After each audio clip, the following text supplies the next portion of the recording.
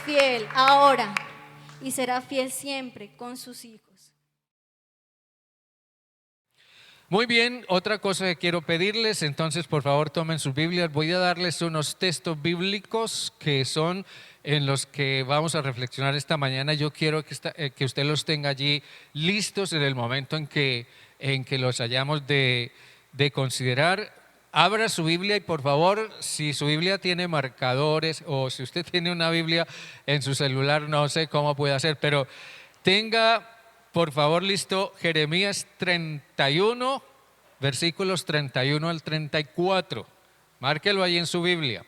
Otro texto que quiero que tenga listo para su momento es Isaías 41, versículo 10. Isaías 41, versículo 10. Y otro es Primera de Juan, capítulo 1, versículos 8 al 10.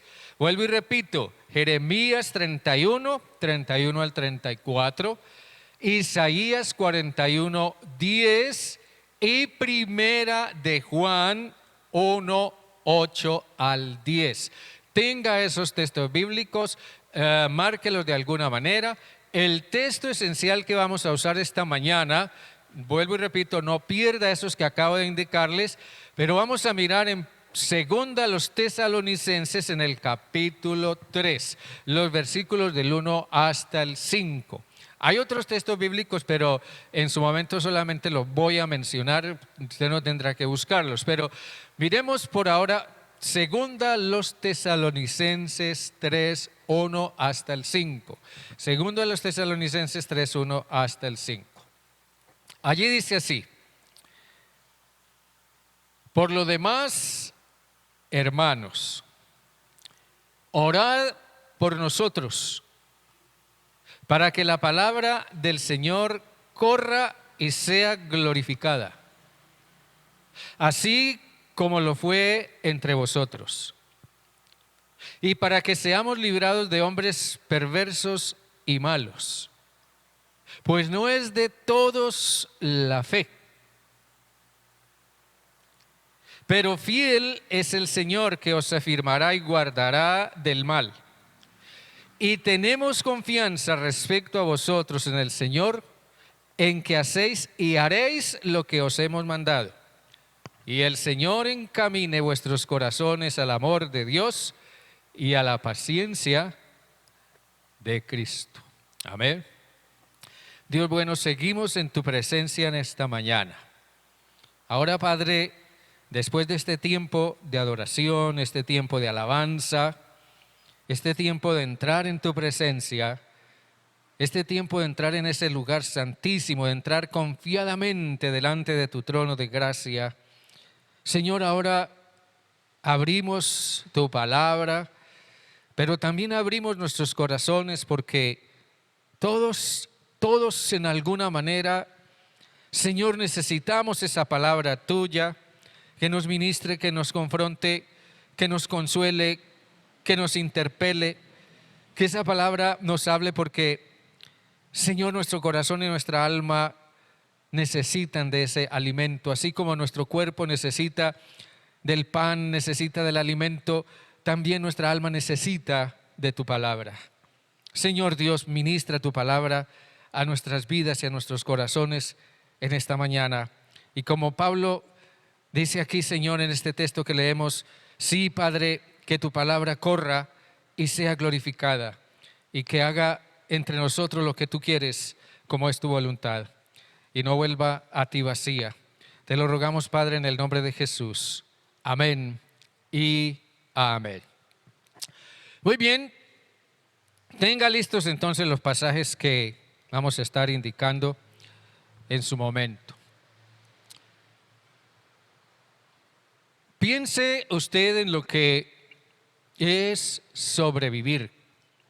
El concepto de sobrevivir se aplica de muchas maneras a muchas circunstancias en la vida.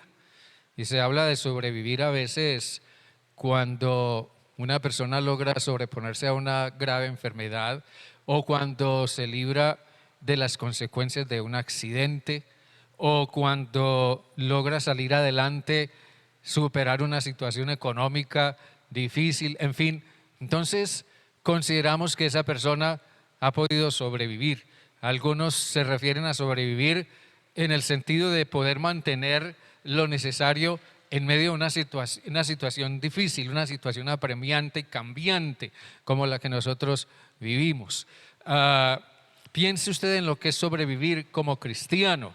Si usted es una persona que se considera verdaderamente salva de hecho y en verdad, que no es algo que usted imagina, no es una ilusión, no es algo que usted presume, sino que realmente usted sabe que usted es salvo y usted sabe por qué es salvo.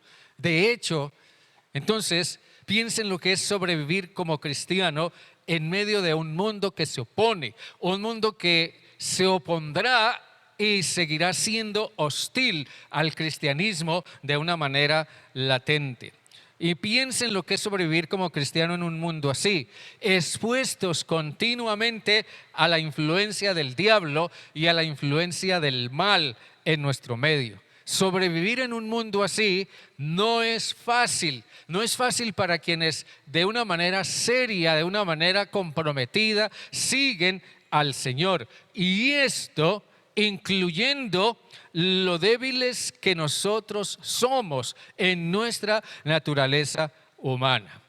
Yo creo que lo único que nos puede mantener en la fe, lo único que puede mantener la iglesia en la fe, lo único que puede mantener a las familias cristianas en la fe, es la confianza en la fidelidad de Dios. Aquí Pablo dice en el versículo 3 del pasaje que acabamos de leer, pero fiel es el Señor. A mí eso me parece digamos, una expresión o un pensamiento grandioso, inmensamente grande del apóstol Pablo, que demuestra el concepto de grandeza que él tiene de Dios. Él dice: fiel es el Señor, que os afirmará y guardará del mal.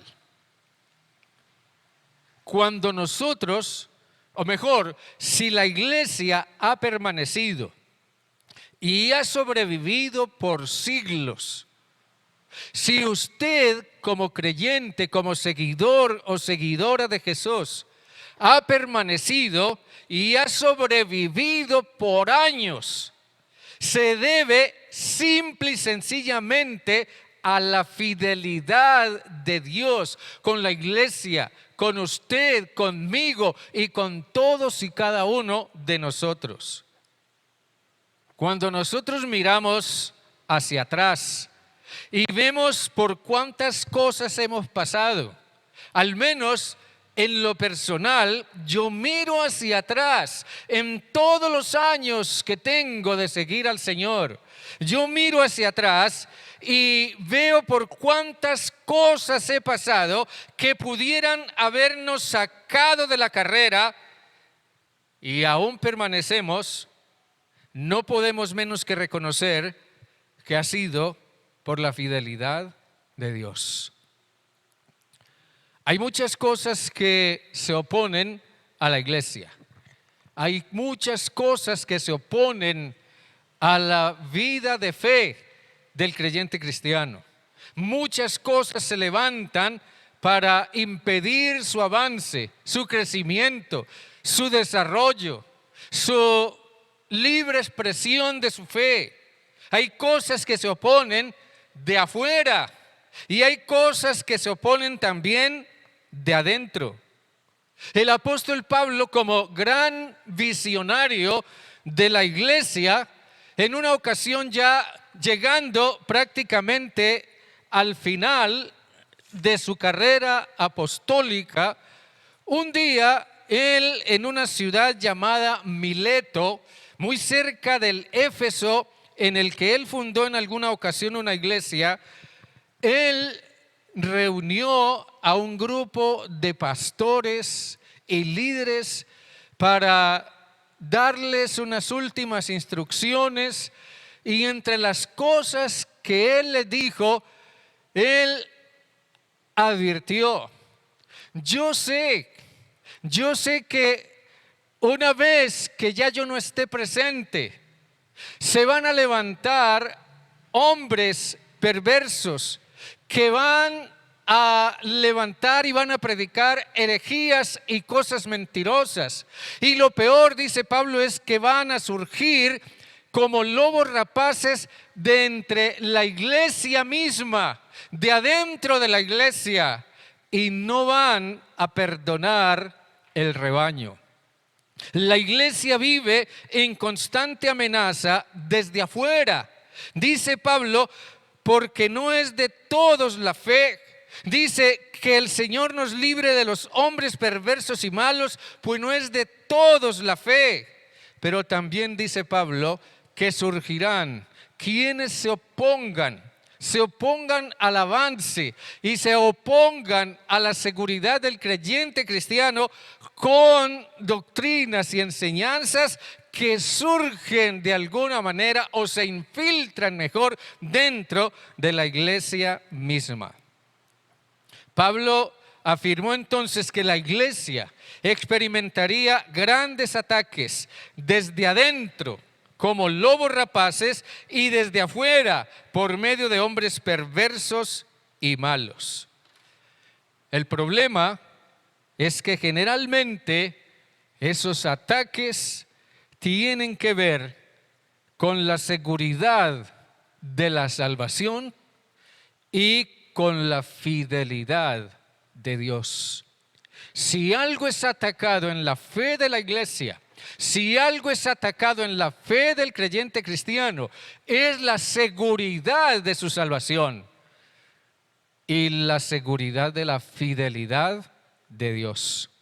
Cuando Pablo habla de hombres perversos y malos, yo creo que él está teniendo en mente su experiencia en Corinto. Cabe anotar aquí que Pablo escribió la epístola a los tesalonicenses. Las 2 epístolas las escribió desde Corinto y las envió allí a aquellas iglesias. Así que Pablo está manifestando las circunstancias difíciles en las que se encuentra su ministerio apostólico en Corinto por causa de hombres perversos y malos que se oponían con sus ideas, se oponían con sus blasfemias, se oponían con sus herejías a lo que Pablo predicaba. Así que él allí experimentó oposición y su mensaje fue duramente rechazado.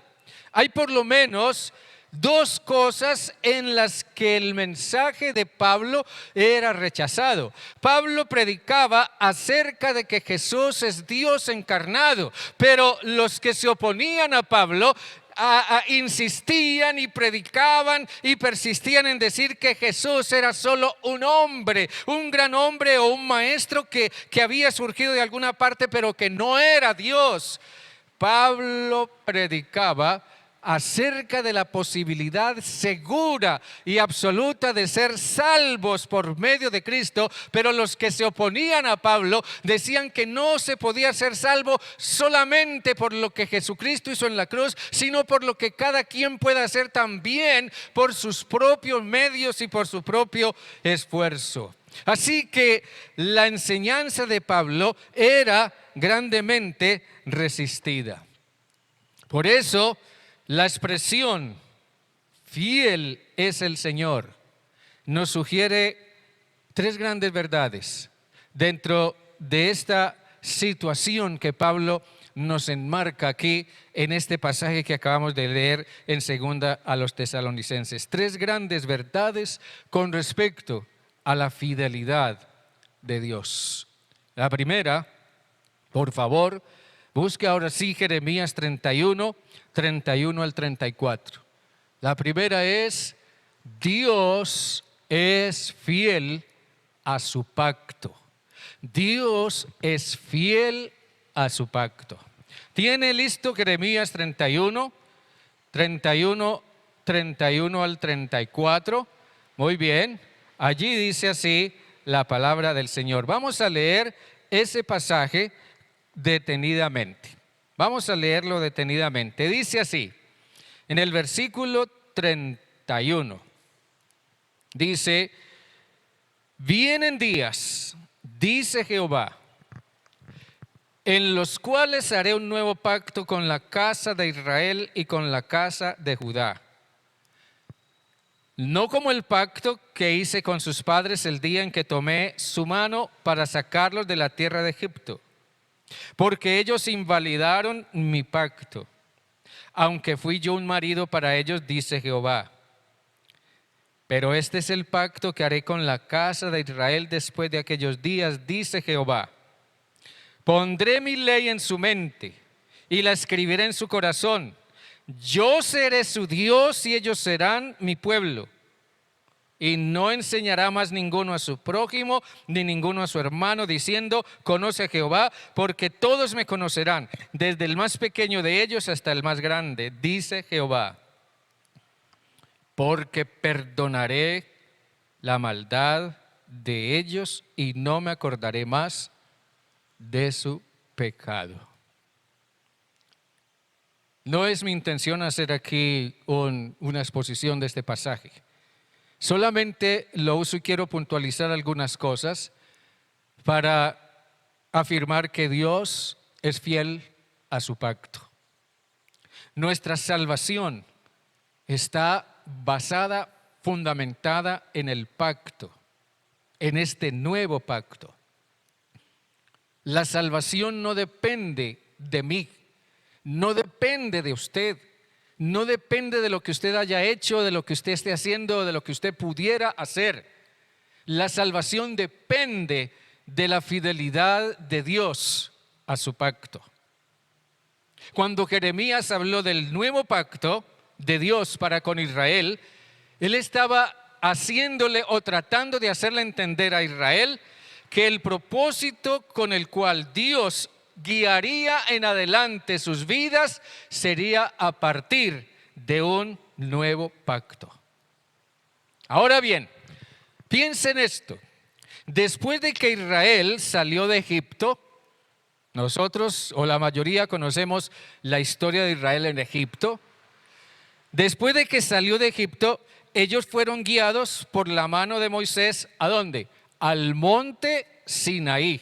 El monte Sinaí llegó a ser muy especial y llegó a ser un lugar simbólico dentro de ese proceso de Dios de guiar a su pueblo a partir de un pacto. Así que Dios los llevó al monte Sinaí. Allí Dios les dio mandamientos en el monte Sinaí al pueblo de Israel. Lo que nosotros resumidamente conocemos como los 10 mandamientos, ¿ya? Adorar a Dios y no adorar ídolos, guardar el día del Señor, no robar, no matar, no mentir, ¿verdad? Los 10 mandamientos que seguramente nosotros en alguna manera conocemos y que la gente religiosa generalmente conoce, y todo el mundo en una cultura, digamos, cristiana como es la cultura occidental, conoce los 10 mandamientos. Dios le dio al pueblo de Israel los 10 mandamientos. Y hasta allí todo parece estar bien. El asunto es que el pueblo de Israel, cuando recibió de Dios los 10 mandamientos, dijo, sí, nosotros los vamos a cumplir. Y eso está en el libro del Éxodo, en el capítulo 19. Nosotros vamos a cumplir esos mandamientos, vamos a adorar solo a Dios, vamos a guardar su día santo, vamos a honrar a nuestros padres, no vamos a matar a nadie, no vamos a codiciar nada, no vamos a ser adúlteros, no, vamos a cumplir los 10 mandamientos. Y ellos se comprometieron delante de Dios, los vamos a cumplir. Todo parece estar bien hasta allí. Nosotros muchas veces nos comprometemos sin pensar seriamente en las consecuencias de nuestras promesas. Solamente pasaron 40 días y 40 noches antes de que al pueblo de Israel se les olvidara la promesa que habían hecho. Y entonces nunca se acordaron más de que se habían comprometido en guardar los 10 mandamientos, se inventaron un becerro de oro y comenzaron a adorarlo, y el solo hecho de adorar ese becerro de oro echó por tierra toda su intención y su promesa de cumplir los 10 mandamientos. Jeremías hace ver que con su falta el pacto que Dios había establecido con ellos quedó completamente invalidado. Por eso Dios les continuó reclamando a través de los profetas. Dice aquí, por ejemplo, en el versículo 32, ustedes invalidaron mi pacto. Yo hice un pacto con ustedes y me comprometí a guardar mi parte. Yo seré su Dios y ustedes serán mi pueblo. Pero ustedes invalidaron mi pacto por haber faltado a lo que yo esperaba de ustedes. El pacto quedó invalidado. El pacto se invalidó por la infidelidad del pueblo, mientras que Dios había sido fiel. Entonces Dios hizo un cambio de planes, llamémoslo así.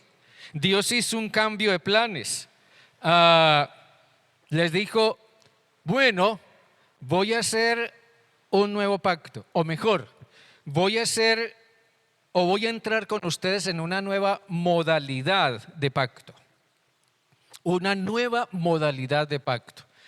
Ya no será un pacto bilateral, no, ahora será un pacto unilateral.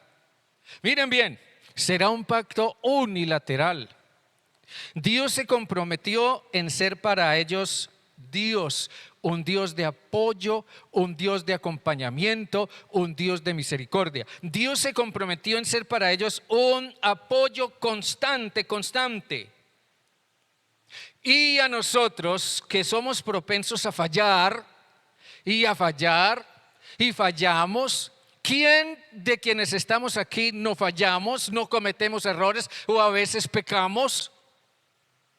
Entonces nosotros que somos propensos a fallar, Dios se ha comprometido en perdonarnos siempre. ¿Vamos bien hasta ahí? Amén. Se ha comprometido en perdonarnos siempre.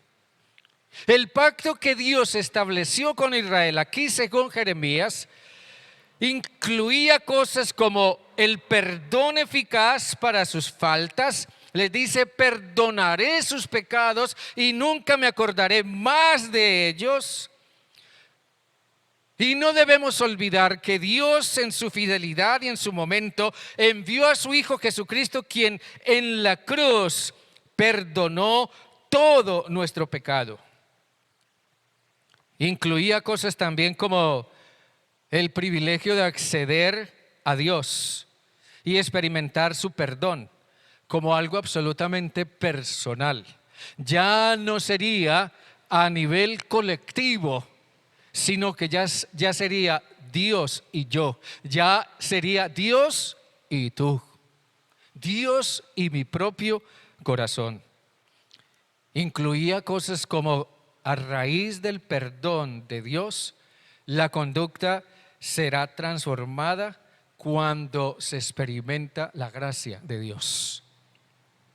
Ahora bien, esto no es abrir la puerta a el que peca y reza empata, ¿ya? No es eso de lo que trata lo que Dios estableció, del pacto que Dios estableció con su pueblo aquí en esta parte del libro de Jeremías. Más bien se trata de que cuando se llega a comprender que Cristo llevó mi pecado, ojo, cuando yo pienso en que Cristo llevó mi pecado, entonces yo no puedo menos que pensar que Cristo me llevó a mí. Cuando Cristo llevó su pecado, Cristo lo llevó a usted. Sí, nosotros ni siquiera habíamos nacido, ni siquiera estábamos en planes de nadie de existir alguna vez cuando Cristo murió, pero en los planes de Dios sí estábamos, porque nosotros fuimos escogidos por Dios desde antes de la fundación del mundo. De modo que estábamos en los planes de Dios y Él nos llevó, Cristo nos llevó anticipadamente en Él a la cruz, habiendo sido nosotros los que violamos el pacto. Entonces, cuando eso pasó, se pudo ver la sin igual fidelidad de Dios a su pacto y que ya yo no necesitaría ni necesito hacer nada para justificarme ante Él, porque Cristo lo pagó todo.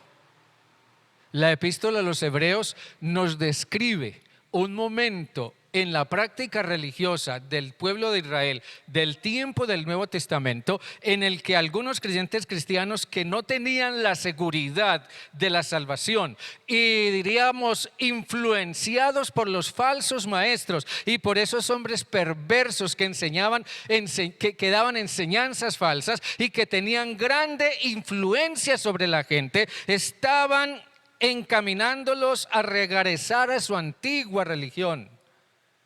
Entonces el escritor a los Hebreos les dice, entre otras cosas, pónganse ustedes a ver si la sangre de los animales que eran o que son sacrificados en el templo para alcanzar el perdón de Dios, en alguna manera limpiaban, dice él, esa sangre limpiaban en alguna forma del pecado. Cuanto más la sangre de Cristo que fue derramada en la cruz limpiará vuestras conciencias de obras muertas.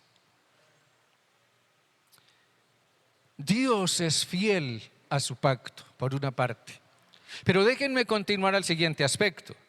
Dios es fiel a su promesa de estar con nosotros. Mire por favor Isaías 41:10. Isaías 41:10. Mírelo. Mire lo que dice. Es un texto que quizás usted conoce muy bien. 41:10. Dice: no temas, porque yo estoy contigo. Miren bien, yo estoy contigo. No desmayes, porque yo soy tu Dios que te esfuerzo. Siempre te ayudaré, siempre te sustentaré con la diestra de mi justicia. Allí se repite 2 veces la palabra siempre. Y eso significa que Dios está haciendo un énfasis especial para darnos la seguridad de su constante presencia en nuestras vidas. Ahora bien, ese estoy contigo que Dios dice aquí por medio de Isaías nos asegura la realidad de su presencia en todas nuestras circunstancias, en todas nuestras circunstancias. Perdónenme que lo diga de esta manera, así usted esté en la buena o en la mala, Dios está con usted. Así usted esté andando recta y santa y consagradamente día tras día, o usted resbale y tropiece y en alguna manera resulte involucrado en algún pecado o en alguna situación vergonzosa, Dios está con usted. Me parece que de todas las promesas que nosotros encontramos en la Biblia, hay muchas promesas que Dios nos ha hecho y nos ha asegurado en la Biblia, pero me parece que de todas las promesas que pudiéramos identificar, la más maravillosa es la promesa de su presencia. Yo creo que es la más grande promesa de Dios. En este texto está la palabra siempre que acabo de subrayar y está repetida 2 veces. Y uno se pregunta, pero ¿siempre? Pero es que siempre es siempre. Y hasta le preguntamos a Dios, Señor, ¿estoy escuchando bien? ¿Siempre es siempre? Pues eso dice ahí, siempre estaré contigo, siempre te sostendré. Ese no es un concepto limitante, es un concepto totalmente inclusivo. Usted imagine una situación extrema en su vida espiritual o en su vida moral o en su vida en general. Imagine una situación extrema. Imagine que alguien pudiera pensar que ha cometido un gran pecado contra Dios. Y usted dice, ay, acabo de reconocer, de darme cuenta, pequé contra Dios, hice esto o aquello, esto otro, y he cometido un gran pecado contra Dios, y su sentimiento de culpa o su remordimiento le hacen pensar que Dios lo ha abandonado. Pero cuando miramos la reflexión que hace el apóstol Juan en su primera epístola, en el capítulo 1. La reflexión que hace Juan cuando dice, si alguno hubiere pecado, capítulo 2 de primera de Juan 2:1.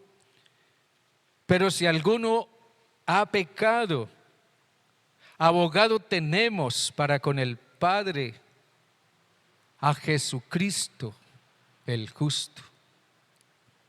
¿No le parece sorprendente eso?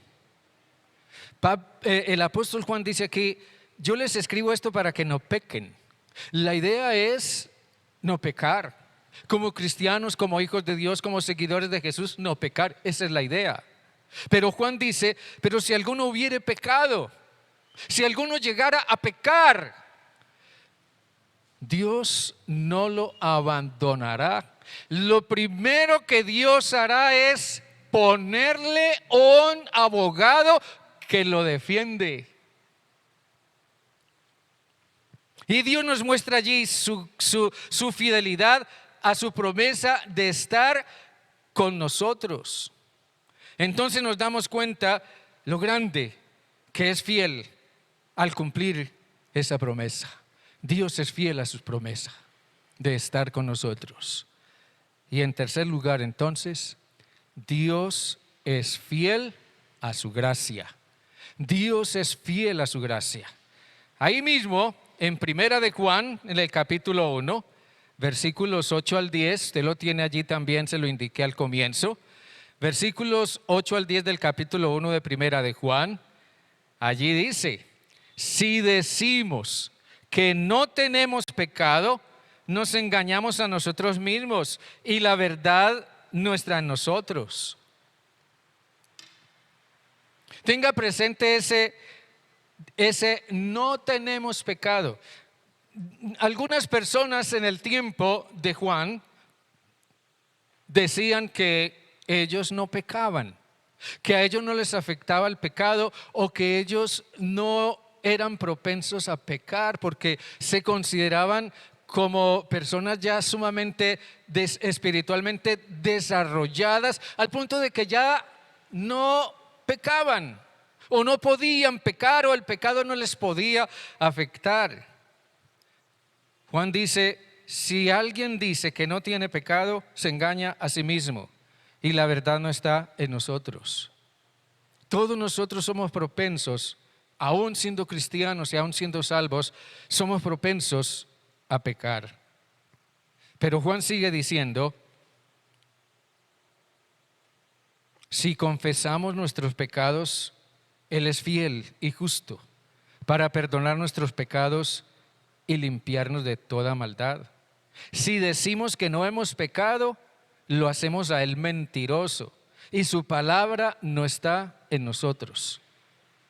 Dios es fiel a su gracia y esto nos da la confianza de que en medio de nuestras flaquezas y debilidades o siempre que tropecemos, Dios nos sostiene, Dios nos perdona y nos levanta. La palabra gracia podríamos definirla de una manera sencilla diciendo, la gracia es la virtud de otorgar perdón al que es culpable, aunque no lo merezca. Otorgar perdón al que es culpable, aunque no lo merezca. Pero por una parte, esto no es un acto indulgente de Dios. No se trata de que, sí, Dios me perdona, Dios me perdonó, Dios está diciendo, bueno, aquí no pasó nada. Realmente eso no era para alarmarse ni para preocuparse tanto. Listo, te perdono y ya, aquí no pasó nada. No, sí pasó algo muy grave, pero también,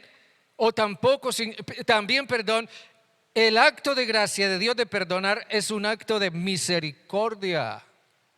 Dios nos perdona porque Él sabe que nuestro pecado merece su juicio y su castigo, pero Él no nos juzga, ni nos castiga, ni nos condena porque nos ama, simplemente porque nos ama. Es un acto de misericordia el que Dios nos perdone, y en el hecho de que Dios envió a su Hijo Jesucristo, en quien nuestro pecado fue completamente condenado. Ese es un acto de misericordia. El hecho de que Jesús tuviera que haber venido y haber sido condenado y expuesto a la cruz y haber sido sacrificado demuestra que nuestro pecado es algo absolutamente grave delante de Dios. Cuando decimos que Dios es fiel a su gracia, significa que el perdonar es una profunda expresión de amor por el pecador, porque Dios es esencialmente amor. Piense usted en un personaje muy conocido en el Nuevo Testamento como Pedro. ¿Quién no conoce a Pedro? Usted haga un estudio de los evangelios o de las epístolas de Pedro y si no lo ha hecho aún, trate de hacerle un seguimiento a la vida, a la experiencia de Pedro, a su personalidad, su carácter, su manera de ser. Trate de hacerle un seguimiento a eso y mire con cuántas cosas sorprendentes se encontrará. Piense en Pedro. Pedro luchó con muchas cosas. Y yo diría por años, Pedro luchó con muchas cosas. Pedro luchó primero con su propia visión equivocada y egoísta del reino de Dios. Pedro luchó con su temperamento, con su manera de ser, con su actitud impulsiva o compulsiva. Pedro luchó con su racismo. Pedro era profundamente xenofóbico, tanto que un día Dios lo envió a la casa de un pagano como Cornelio, y Pedro a regañadientes fue porque Dios se lo ordenó. Y en la puerta de la casa de Cornelio le dijo simple y llanamente: usted sabe ¿qué palabra fue la que usó Pedro? Usted sabe lo desagradable, él usó otra palabra, lo degradante que es para un judío entrar en la casa de un gentil. Usted sabe que a los judíos nos da asco, fastidio entrar en la casa de un gentil. Ese era Pedro.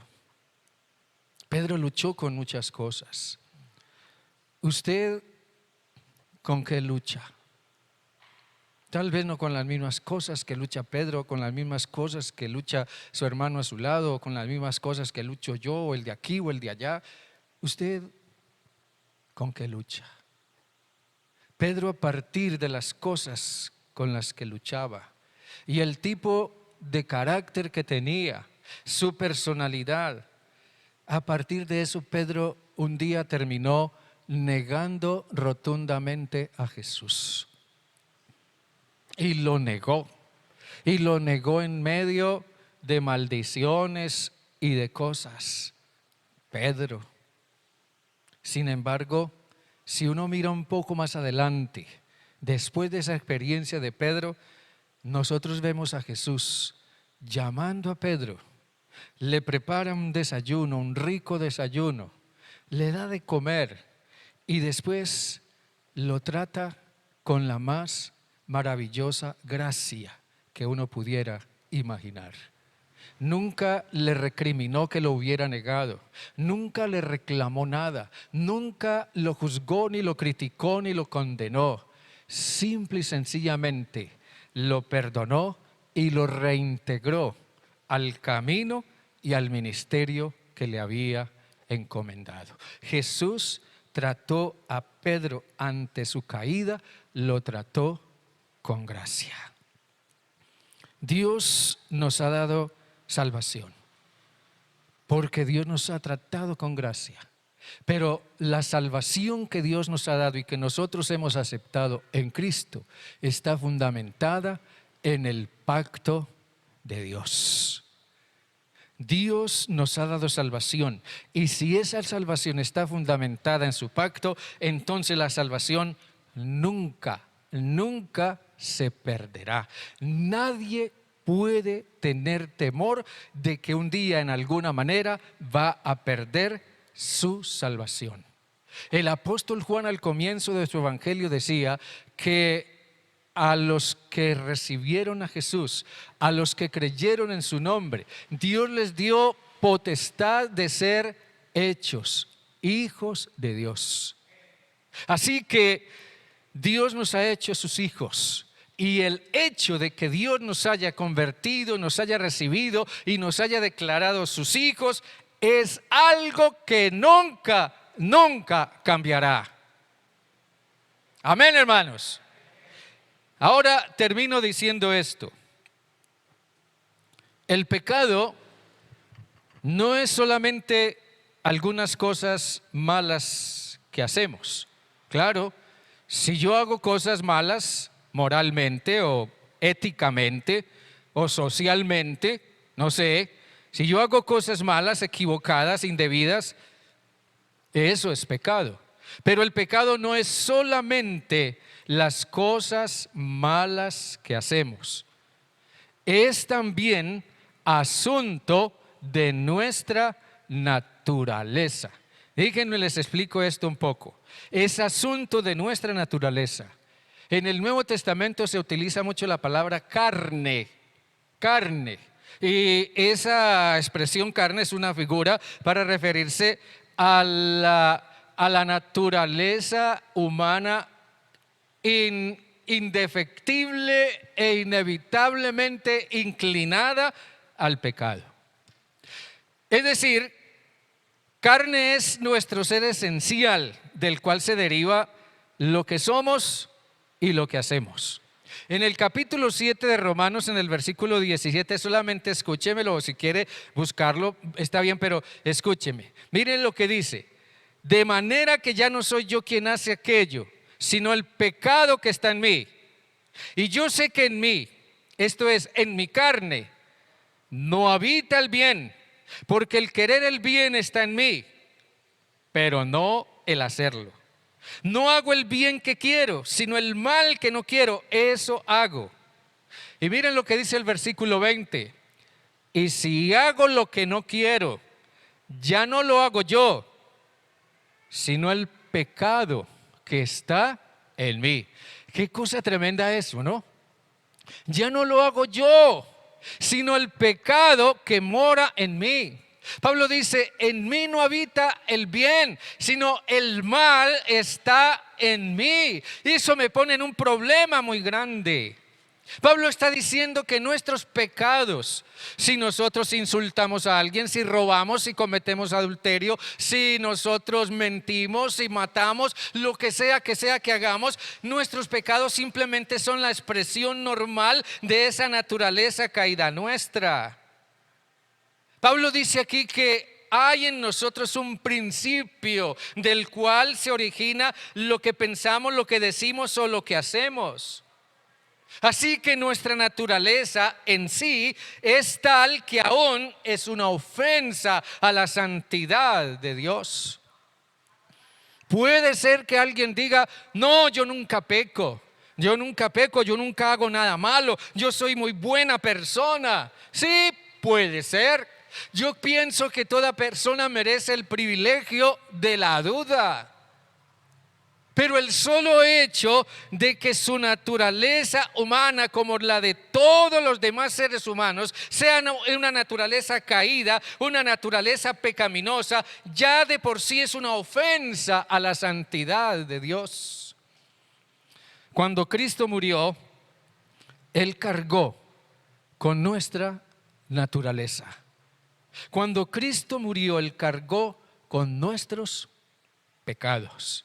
El profeta Isaías lo anunció mucho tiempo antes. Él dijo: todos nosotros nos descarriamos como ovejas, cada cual se apartó por su propio camino, mas Jehová cargó en él el pecado de todos nosotros. Jesús cargó con nuestra naturaleza. Jesús fue ofrecido en sacrificio por nuestra naturaleza pecaminosa. Jesús no solamente murió por mis pecados, sino también que murió por mí como pecador. Y en su sacrificio expiatorio, piensa en la palabra expiatorio. Simplemente la expiación es un término que significa ocupar el lugar de alguien en una situación en la que la otra persona está en completa desventaja. Es lo que hace un abogado. Pero Jesús, más que un abogado defensor, Él mismo fue también el sacrificio ofrecido por nuestros pecados. Jesús como abogado nos defiende, pero también Él estuvo dispuesto a pagar la sentencia que merecían nuestros pecados. Jesús en su sacrificio en el que Él ocupó nuestro lugar, nos justificó de nuestra naturaleza ante el Padre. En los versículos 3 al 4 del capítulo 8 de Romanos dice: lo que era imposible para la ley, por cuanto era débil por la carne, Dios, enviando a su Hijo en semejanza de carne de pecado, y a causa del pecado, condenó al pecado en la carne, para que la justicia de la ley se cumpliera en nosotros, que no andamos conforme a la carne, sino conforme al Espíritu. ¿Cuántos dicen amén a esto? Día a día es la fidelidad de Dios la que nos sostiene. Día a día es la fidelidad de Dios la que nos levanta. Día a día es la fidelidad de Dios la que nos justifica. Día a día es la fidelidad de Dios la que nos fortalece. El crecimiento espiritual se da solamente en la medida en que por la gracia de Dios nosotros día a día nos levantamos, porque Dios nos levanta. Yo siempre pienso en Jesús con su rodilla hincada en tierra, extendiéndome su mano cuando en alguna manera alguien cae y es derrotado por el pecado o por alguna otra cosa. Y pareciera como si Jesús nos hiciera escuchar su voz diciéndonos: no te preocupes, no te preocupes, yo ya pagué por eso. Amén, hermanos, yo ya pagué por eso. Que así sea y que el Señor nos afirme cada día más en la seguridad de la salvación. El Señor les bendiga grandemente y nos fortalezca. Estemos de pie. Amén. Denle ese aplauso al Señor, hermano. Dios bueno, a ti, Padre amado, sea la honra y la gloria. Como dice aquel viejo himno que cantamos hace tiempo: maravillosa gracia es de Cristo su rico don, que para describirla palabras vanas son. Encuentro en ella ayuda, mi carga ya quitó, pues de Cristo su divina gracia me alcanzó. Señor, ayúdanos a creer más y más cada día, a pesar de las voces que vienen de afuera o que puedan surgir de adentro, o a pesar de lo que pudiéramos escuchar aquí o allá en cuanto a que somos salvos o no lo somos. Ayúdanos a escuchar la voz de tu Espíritu que nos afirma, nos asegura que somos salvos por tu gracia y que nunca nuestra salvación podrá perderse, porque está basada en el pacto que Dios estableció. Nosotros, en nuestra debilidad humana, siempre de alguna manera habríamos violado ese pacto. No hemos cumplido, ni cumplimos, ni podemos decir que cumplimos con los 10 mandamientos o con todo lo que en alguna manera consideramos que debiera hacerse. Hemos venido a ti, Padre, porque somos pecadores, porque nuestra naturaleza humana de por sí es una ofensa ante ti, porque no somos lo buenos y lo justos y lo rectos que pensamos que somos, porque delante de tus ojos, Señor, tú sabes lo que somos, lo que pensamos, lo que hablamos, lo que hacemos en oculto. Tú sabes lo que decimos, tú lo conoces todo de nosotros. Y si permanecemos aún en el camino, es tan solo por tu fidelidad a tu pacto. Es tan solo por tu fidelidad a tu promesa. Y es tan solo por tu fidelidad a tu gracia.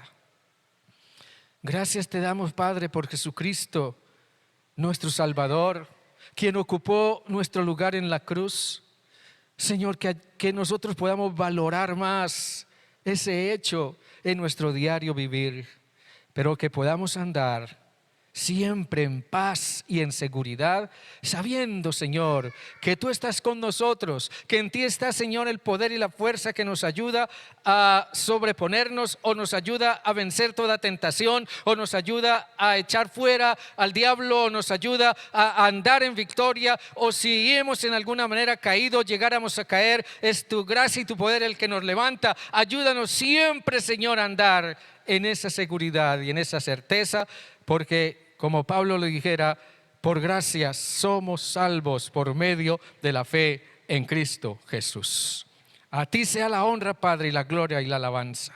Gracias por este tiempo precioso de esta mañana en el que hemos recibido enseñanza, hemos adorado, hemos cantado, nos hemos saludado, hemos reflexionado en esta palabra. Señor, a ti sea la honra, y que esta palabra, Señor, de verdad corra y sea glorificada en nuestras vidas y a partir de nosotros, para que otros la conozcan. A tu nombre sea gloria, Padre, por siempre en Cristo Jesús. Amén y amén. Dios les bendiga, hermanos. Salude a...